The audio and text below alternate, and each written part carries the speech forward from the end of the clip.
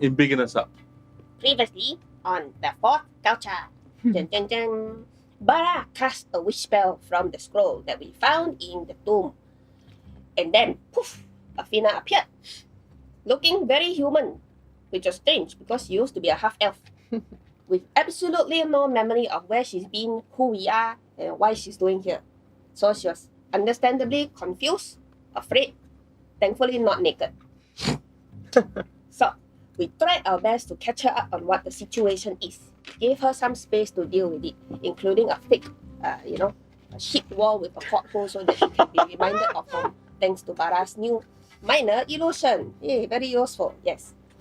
So, Bara told us of the vision of this gargantuan creature covered in corals and barnacles, and was very angry when he was casting the spell to bring Athena back to us.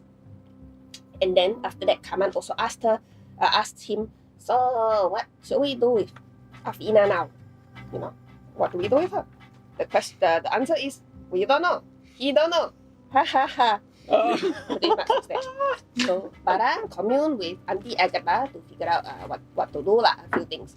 He asked, is the King of Coral still in pursuit of Athena? Answer is yes. He asked if the King of Corals was weakened now that Athena is taken away. Answer, yes. He asked, should we keep Athena with us to keep her safe? Answer is, I think you try again, ask another question. Yeah. So the other question became, will Athena be safe with the family? And then Agatha was like, I don't know. But we did learn something very interesting though, which is the fact that Agatha knows all these things is because herself is split up into all these intan crystals all around the world, right? And then so she finds out things, and then the crystals can communicate with one another. So when she's here talking to Bara, she only knows what she has learned from the other crystals before she comes here. And then now she cannot go and check and then come back. If that makes sense. So that's how she has so much knowledge about the world. Anyway, Agatha asked Bara to pass on the message from Aina to Kaman that he's feeling a lot better, and to thank Kaman for the tree, which is slightly confusing. Then we remember that the previous session, our good friend Ern had given us a blessing, and apparently that created a tree in where Aina is, and he seems to be not screaming so loud anymore, which is a nice thing. We hope and think, yes. So, not say I want to say, but I say, sometimes when you're dealing with like an evil god, the last thing you want is to mention his name. But then, after that, Bara decided that Athena deserves to know the truth, and then went to tell her, you were kidnapped by this evil god called Balda. And then after that, Athena went, huh, Balda? And then after that, what happened? Kaiju come out of the freaking sea to attack us. Yes, so the kaiju is also Balda, we think, or the king of chorus. So the damn thing come out of the sea bigger than the supermarket, and then started to flood the place so that he can climb up onto shore.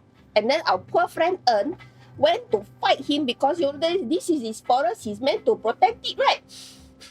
So never mind. Then after that, everything was very far, of course, very big, the land. Then we fly our best to go to the portal to get away. You know, the big onion ring on top of the tall thing? We were trying to get there to get away. Because we think, okay, this guy is coming after Athena, so if we take Athena and fuck off, then surely he will go away. However, everything was so far that by the time we reached the other ring, Ern got swallowed by the king of chorus. It was very upsetting. So, we reached the portal, and then Bara figured out how to activate it, and then it sent us to this place. We have no idea where it is. We just know that the name seems to be called Sigil, and it was some kind of ancient city, a place where the old gods came from. When we went through the portal, we found ourselves in a chilly room, and inside the room, there was a much grander portal inside there. It was very ornate and everything. We took a moment and said a prayer to our good friend Ern, who died an honorable death fighting a god that we accidentally drew upon him. Bob asked, why would we trade Athena for Ern? And Bara was consumed by guilt about that. we had to try to assure him that it wasn't really his fault lah, in a sense.